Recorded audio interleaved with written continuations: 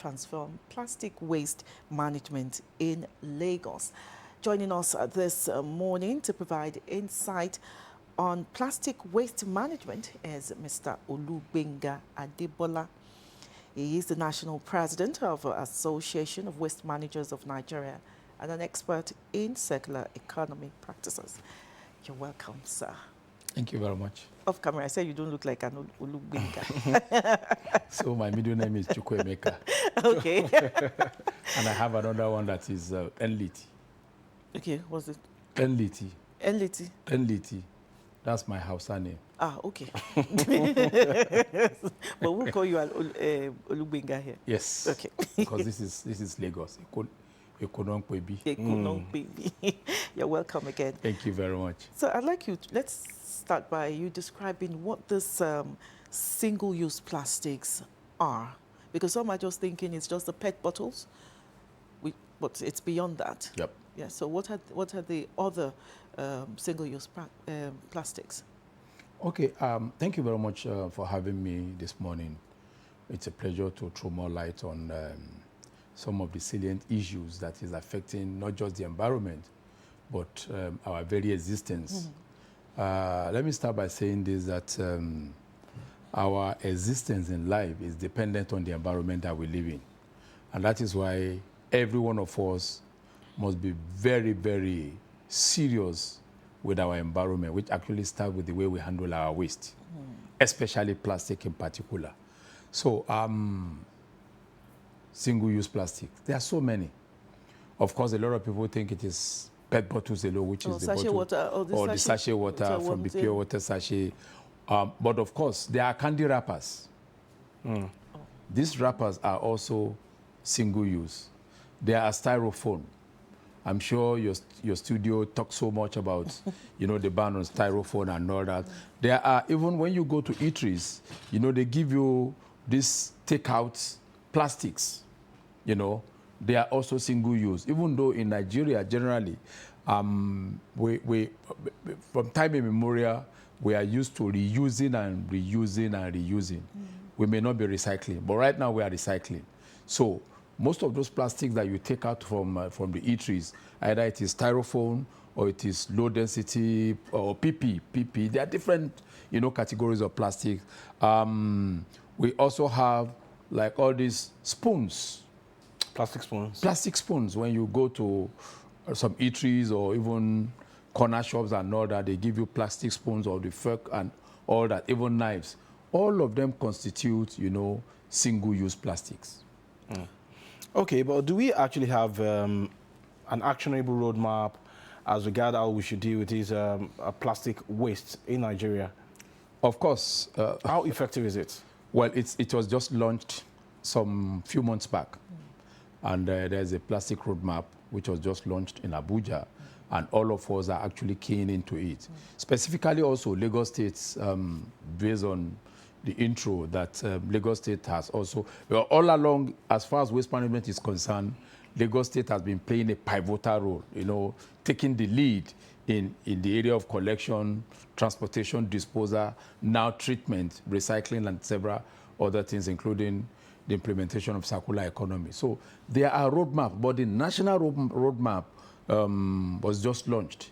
And right now, it is receiving a lot of sensitization, bringing in a whole lot of stakeholders. Just about 3 or 4 weeks ago, we gathered somewhere on the island also to throw more light on, the content of this plastic roadmap,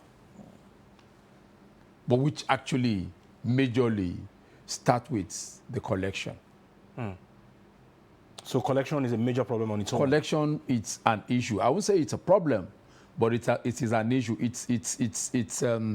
It plays also, and permit me to use this word, I'm not sounding like a broken record, it plays a major role, like a pivotal role in any meaningful waste management system. You want to recycle, you want to treat your waste, you want to convert into anything, it must start with the collection. And thank God Lagos perfected collection, which is expected to collect the waste from the doorstep of the waste generators, and then transport it to the various disposal sites, treatment facilities, and all that. And thank God right now, recycling is gaining more ground, you know, in Lagos in particular and the entire country. Okay.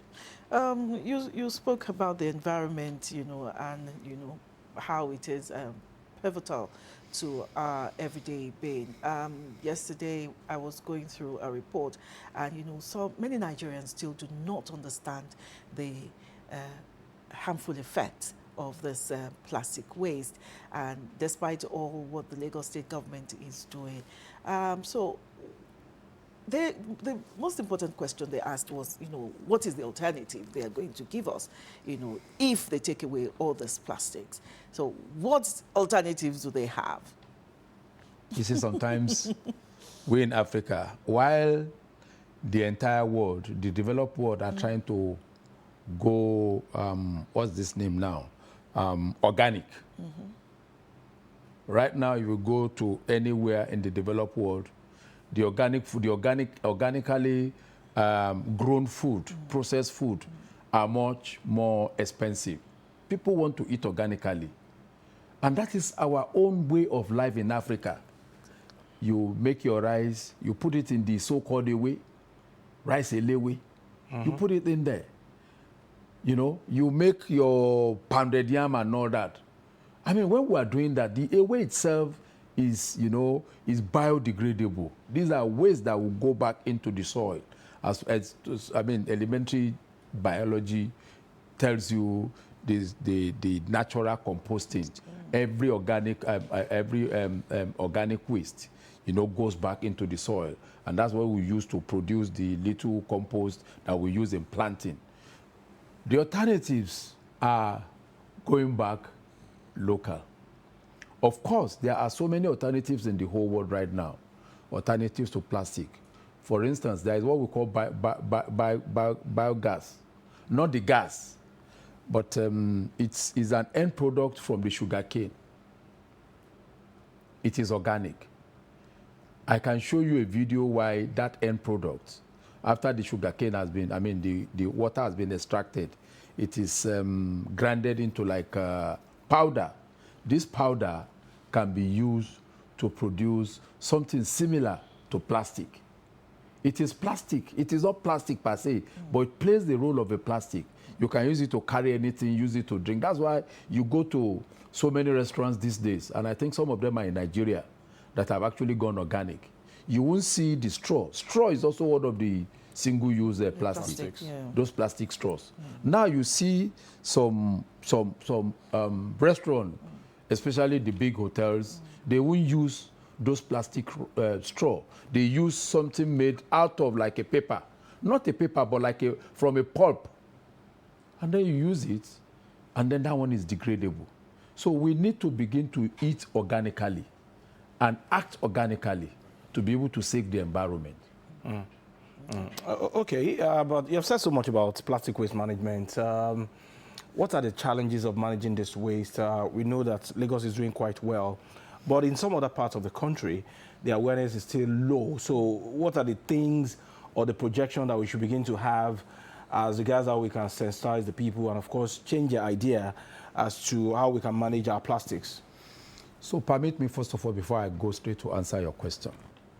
I think it is very important for us, and I want to commend you, Lagos Television, Channel 8, for this program, especially trying to sensitize the generality of Nigerians or Lagosians, as the case may be. People really need to know. I remember there's a program, I Need to Know. People need to know. When you don't know, perhaps you may not know the implication. And that's why I always say, if you don't train them, you don't blame them. What are the problems inherent in mismanagement of plastic waste? First of all, we need to let our people know that plastic are, first of all, non-biodegradable. Once the plastic is created, for the next 1,000 years, if you are like a Methuselah, you didn't die, if you bury it somewhere, you go back there and see that plastic. It's not going to degrade. That's why by classification, scientifically, they say it is non-biodegradable. You can't bury it. If you bury it, it is going to disrupt the soil composition and all that and all that. Now, you can't burn it. And a lot of our people are burning plastics.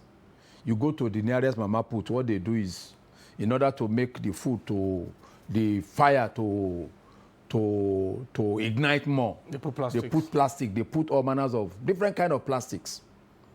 And when plastics are burnt, you know, let me give you this instead. When you see a pure water sachet, a PET bottle or whatever it is, any kind of plastic being burnt, it doesn't bring the normal color of the flame. True. The flame is, I think, green sometimes, maybe green or blue sometimes, depending on the composition of that plastic.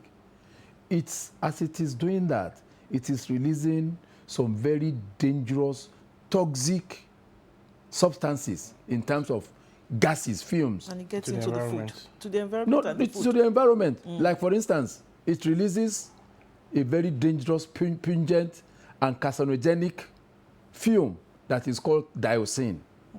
It releases furan. And I said they are carcinogenic in nature. When we say something is carcinogenic, these are cancer-causing agents.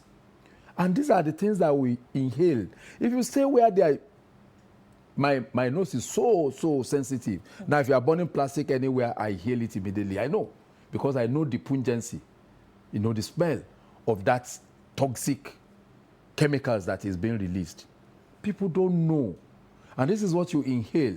And when you inhale this, let me tell you, it causes a lot of ill health. It causes mutation in pregnant women. It causes spontaneous abortion. It causes, I mean, all manners of ill health in people. I mean, the greatest is cancer. And that's why this day you see people, younger people, in less than 20 something, they say they have cancer. Why? It is because the way we handle our environment, the way we handle our waste, the way we live. And sometimes, you know, and let me shock you, and I'm shocking our viewers. A lot of us love Momo. How many of us know? Are the people why you covering your face? How many of You've us been eating plastic. don't cover your face? How many of us know how that particular Momo? I'm not saying people should not eat Momo, but Momo can be processed in a better way that we can consume. Health that will not cause any ill health to us. But majority of the Momo that we have, even when we do Ileya, when we kill goats, we kill whatever, people bring tire to burn the Momo, to burn the Ogufe, to burn whatever. The tire that you are burning is also made from plastic. Directly or indirectly, the fumes, those carcinogenic, We'll settle on the meat. they go into the meat. And this is what we eat, unfortunately. Now there's what we call microplastic. Let me describe plastic for you in Yoruba language. Huh? Plastic is what they call kakaki. Hold on, sir. Hold on, sir. What is plastic in Yoruba? Ike. Yeah. Is she right? Yeah, she's right. Okay. Ajibola. If you know what I wanted to do to you, why you always doing this to me? Ike, plastic. Ike. So, but I'm not going towards the Ike. I want to tell you the oriki of plastic. Plastic has oriki. Yes. Okay. Plastic is what you should call kakakile eku ile aya shani. Plastic does not die. That's why I told you, once it is created, it is created. It will not, it's not going to degrade. It will only continue to change the form. And that's why we say kakakoku omashani. It will take another form and another form and another form. And that's why when you have a wholesome plastic, like PET bottles, like whatever it is, even the pure water sachet, the nylon, the fumes and whatever, once they are exposed to the environmental conditions, the suns, the rains and all that, you just see them begin to break. Little tiny things. And this is what the water, the streams, your gutters will take away. And you take it away into the large streams, into the aquatic, whatever, the sea, the oceans, and then the aquatic animals. We see this like a pathogens, like small things that they eat. They think they are that's what they eat. In those days, when our mothers go to the market, they look for the biggest fish that has some little tummy here. One lo lẹ́yìn. And indeed, ẹja tó lẹ́yìn ni. But these days you see those fishes that have some protruding tummy, they have only ingested plastic. Plastic. And it's be there. Sometimes it kills them, but sometimes when they catch them, those are the plastic, those are the fish that you and I or our wives, like our, what's her name now? Adebimpe. Adebimpe will go to the market and say, yes, let me buy this for my husband. And then they bring it on our table, we think we are eating something good. Hey. We are eating plastic. Recent researches have shown that the traces of plastic are seen in human blood. Seriously? Very seriously. So that is how dangerous plastic is to us. And of course, how do we get about the plastic? It's just a byproduct from the petroleum products. When you refine products, petroleum, you get the plastic. The other part of the plastic which is bad is there, but it also has its good side. And what is the major problem? Like I said earlier, it is the collection. Once plastic are used effectively, they are good. Like water, like water, like fire. Once you control it, you will be a good master.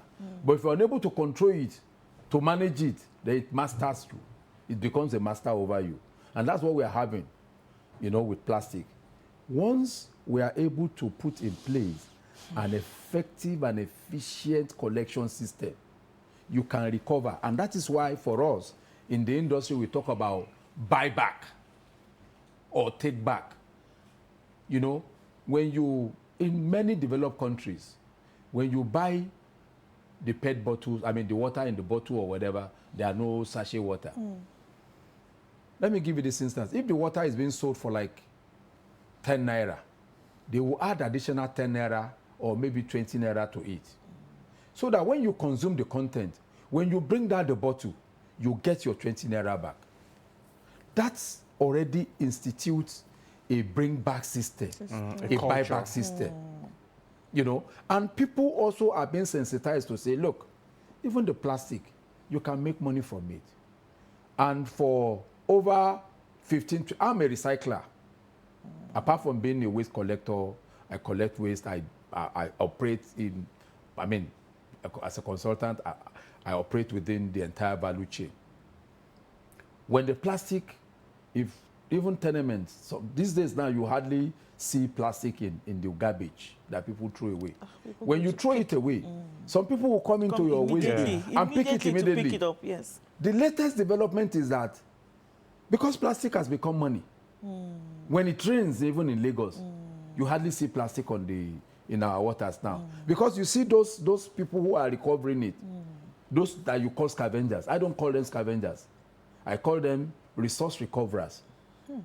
Because waste is not a waste unless you waste it. And people are wasting their waste. So they recover these plastics. Now, when it is raining, and because they are light in nature, very light, the water, whatever, carries them. And they go into the water, even at the risk of being drowned or being taken away by the whatever, they begin to pick, run. I saw one day. The first time I saw it, now it has become a common occurrence when it is raining in Lagos. People running, pick this, pick that, pick this, pick that. Because they are making good money from it. So that is where we should take plastic to. Right now, you can't get aluminium in the waste stream. When you drink your can, whatever it is, as you are dropping it, somebody is picking it. And that is what we introduced since the time of His Excellency, the Governor Emeritus, and now the President of the Federal Republic of Nigeria, His Excellency Asiwaju Bola Ahmed Tinubu, when he was the governor in Lagos State, introducing adding what we call economic value to the plastic.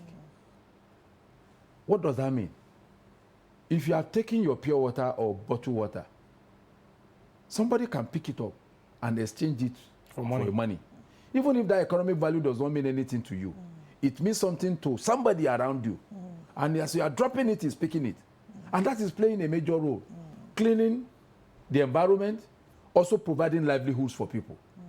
And then, when it is recycled, it provides raw materials for the industrial development. Because plastic, like I said, you continue to change the form to produce this. How many of you know that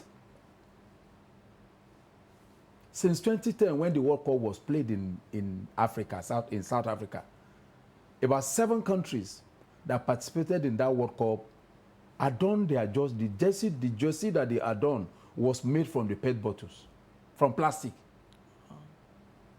People don't know. Okay. The wig that you women wear, is it plastic? some are from plastic. Yeah, synthetic. They're synthetic. The clothes that you wear, so many things, even the shoes, some shoes that we wear are made from what we call waste or plastics. All we need to do is to recover, clean them up, and then recycle. And there are so many value chain operators within that circularity that we talked about. Okay, there's something important that Adebimpe raised the other time. What are the other options? I didn't even answer your question. Maybe you... What are the options? Yeah. You're saying now that, okay, we can use leaves for moi moi, for pounded yam, for bottled water, for pet coke, and some other stuff like that. What are the options that are available for people to use? If indeed you want them to change their habit or culture. Okay, so this is it.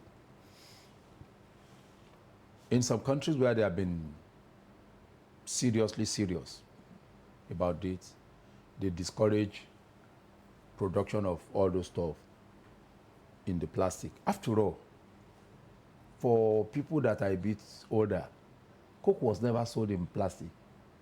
It was in bottle. There was this adage in Yoruba land that says, Orogolonda likes water. Because when you Orogolonda likes water, when you buy the ice water in the bottle, he's more concerned about the returning of the bottle. But these days, it's just like our fast way of doing things. You buy the bottle, whether it's in plastic, and then you move on. It pays us because you don't need to return it. In some countries, they ensure that it is in bottle. Okay. Now, however, okay, apart from that, some countries also, encourage people to move around with their, what do you call this? Water bottle? Water bottle, refillables. So that whatever you want to go, you just fill your bottle. Whether it is Coke or, sorry. Coke. Let's just say soft drink. It's soft drink. Now I understand it. So whether it is this, you take it in your Water bottle. water bottle. That's another alternative. However, I must also say it abundantly clear here. Even the developed world are still using this plastic. I mean, I led a delegation to Germany in May, on a study tour and to attend some trade fair and all that. Still in Germany and US, and they're still using water and all soft drinks in these bottles. But what do they have that is different? It is their recovery system, and I've described that. It is their collection system.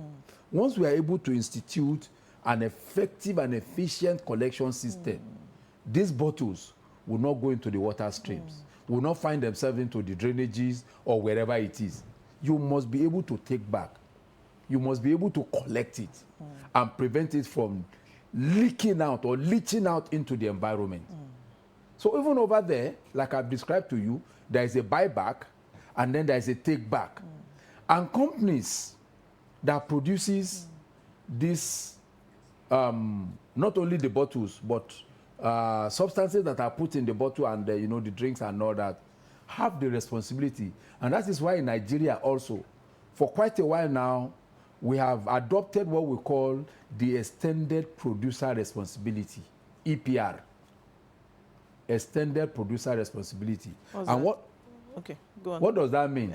It simply means that if you are a producer of a commodity, you must be responsible from the production to the consumption and the take back of the resultant material or product of your final whatever. Okay, like this, which means like these big beverages companies we have, like the one around us. Yeah. Okay. So they also form themselves into a group. Okay.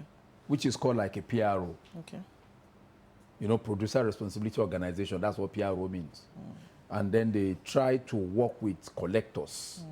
They give them some money to say, now, how much of these bottles, whether for beverages A, beverage B, they all come together under an alliance which is called, I can't remember, FIBRA is called, Food and Beverages Producers Alliance. So they always contribute certain amount, certain percentage as dictated by the law to encourage the take back. So we need to enforce more that extended producer responsibility. One of the things that I know that is happening is that it is not all the producers of those beverages that are members of that alliance. I'm not sure they are up to 90 out of over 1,000 that we have in Nigeria. So government have to be decisive and enforce to ensure that all of them come together and fund not only the production, but the take back and the recycling of those plastics. Yes, plastics, the resultant material that has been generated from their production. Okay, you've spoke extensively about the circular economy, which is what I wanted you to to ask, for the benefit of our viewer, that what is circular economy. I know, Ajibola knows, but I'd just like you to talk about what circular economy is and how it applies to waste management, especially plastic waste. Okay, see, circular economy is so big, bigger than what everybody thinks. Before now, what we operate is what we call linear economy. Well, linear economy. But they're different. They are different. Yes. That's what I'm saying. Okay. What we operate before now and still now, partially, is linear economy. And what is linear economy? Linear economy is a situation whereby you taking of raw materials. Okay. You make it into whatever product you want to make it. Then you use, that is consumption for whatever this thing, and then you dispose. Take, make and use, and dispose. That is linear economy. That is not a closed loop. Now we have a recycling economy before the circular economy. The recycling economy is you take, you make, you use, you recycle, and then you dispose. Let's take that again. You take, you make. You take, you make, you use, you recycle, and then you dispose. In the recycling economy, you still have something to dispose. Okay. You still have something to throw away. But in the circular economy, as the name implies, circular simply means circle. Circle that goes round. Yeah. Circle. That's why if you see the symbol of circular, it's like 8 like this. It comes like this. This one comes to, and then it continues. Is a continuous thing.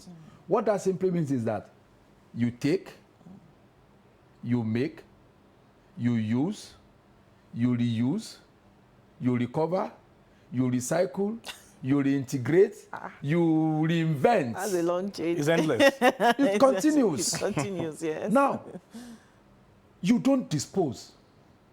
So that's why it is circle.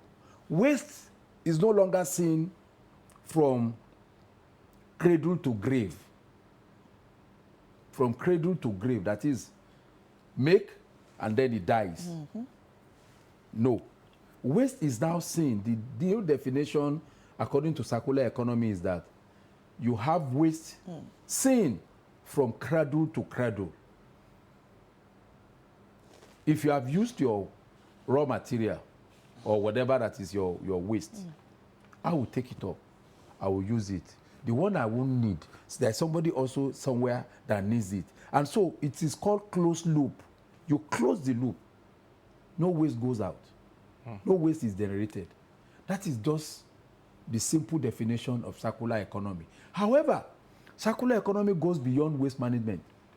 Because when you want to implement circular economy, as much as we can relate it to waste management alone, circular economy involves reinventing, retrofitting your existing equipment. You need to retrofit them so that they will be able to produce something that is sustainably or everlasting to some extent. Many of us who have grown up in a sitting room, and when I was growing up in my father's sitting room, we had a fluorescent. Throughout our growing years up to more than 20 whatever, that fluorescent never died. It was just there. That is producing sustainably. But these days you buy a bulb, within 1 week or 2 weeks, it's gone. So we need to, even the manufacturers will need to begin to produce in such a way that it is long lasting. Okay, oftentimes I have noticed that some of the sellers of these pure water and bottled water, they expose them inside the sun. So are there any dangers in that? Well, there is a limit to the exposure to the sun because the radiation itself will affect it. Because at any point in time, that's why some people will say, don't microwave in plastic. But of course, there are some special plastics now, and I don't want to begin to create fear in the mind of people. There are some special plastics now that you can microwave with, specially made for the microwave oven. That's why if you go to eateries, you see a particular cover. You know, it's plastic, but it's made in such a way that it won't allow for that radiation to actually penetrate. So you are right. Even the pure water, the bottled water that you see, all have expiration dates. But people don't check, people don't look at it. There is a particular time given between the period that they were produced and the period that they must be consumed, especially here in sub-Saharan Africa, because of the temperature effect of the, the temperature, effect of the radiation. You didn't finish. You didn't finish the question I asked you. So come again, please. I said you should explain what the circular economy the circular economy and regarding how plastic. It applies to plastic waste management. So now, plastics are expected to be recovered, collected. Though you have a lot of the so-called scavengers that you call, but I call them resource recoverers. They recover resources, including plastics. And when you go to many of our dump sites, you see them recovering the plastics. When they recover the plastic, they sell it to the next value chain operator, which is an aggregator. An aggregator will clean it up, maybe separate it into different colors, remove the labels, remove the cap, and all that, and all that. Some will bale, some could even crush, but there is a livelihood in between. And then they also take it and go and supply to a recycler, like myself now. And then we will recycle. There was a time we were exporting. Do you know what? To buttress circular economy, we take what is your waste in terms of plastic, we recycle it and we export and make Forex, which is also recognized by the central bank. Before the current central bank, there's the former CBN actually introduced what they call R2000, which is a program meant to show up, to increase non-oil, bringing in dollars through the non-oil production. There is a dollar, petrodollar, but they were also looking at, bringing in Forex through non-oil. Plastic recycling was one of those sector that was also identified. So how plastic, people can make money from it, that's what we're saying. And that's why you go out there now, you see people, everybody carrying one thing on the other. Light. But because they have realized that there's an economic value, once I'm able to collect this, let me tell you, when we started this recycling, a kilogram of plastic was being sold for as low as 20 naira to 30 naira, 25 naira or thereabout. It grew up and went to 17 naira per kg, to 100 naira per kg, to 200 naira per kg, to 300 naira per kg. Now it has even gone higher. If you are an aggregator, if I tell you how much you make, maybe people will come and consult me. There is a woman that supplies us. She's called Iyapali. Yakbali. Yakpali, Okay. because she also takes pali. You know the pali now, the cartons. Yeah. Okay. If you know how much she makes aggregating bottles, collecting and all that, she has created a lot of even staff that are supplying her. She will process. See, year 2006, I did a paper which is still out there, you know, on the internet, the role of the informal private sector in the achievement of the Millennium Development Goal. That paper was presented in America, in US, and in India, talking about the role of even the informal sector, because they are the one that actually begin these recycling processes, including plastic. While some of us will sit down, at that time we did a comparative analysis of how much a civil servant was earning on a monthly basis, what the so-called cart pusher and the kule was earning, even on a daily basis, was more than somebody earns as a minimum wage then in a month. Do you know there's a particular woman that comes for my empty bottle water? Yeah. So people, the awareness is just there. People now take... So she's making money off me, right? Yeah. A lot. So that's why we talk about... A lot you see, of money. ignorance is not about lack of education. A professor could also be ignorant of the field that he didn't know about. A professor of surgeon will be ignorant of his mechanical whatever. If he's going on the road, Timoto Bataku, uneducated mechanic, Oma Fijeun. There's a story that was told to us of a very vibrant professor who wanted to go and do a research at the other end, and he needed to cross the river. And then he saw this illiterate canoe paddler.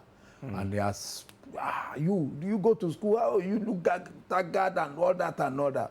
When they got to the middle of the river, the canoe man said, Prof, do you know swimology? Prof said, what is swimology? Can you swim? And he just capsized it. But he rescued him. I just wanted to show him that you know book, me I don't know book. This one I know. Okay. All right, let's go.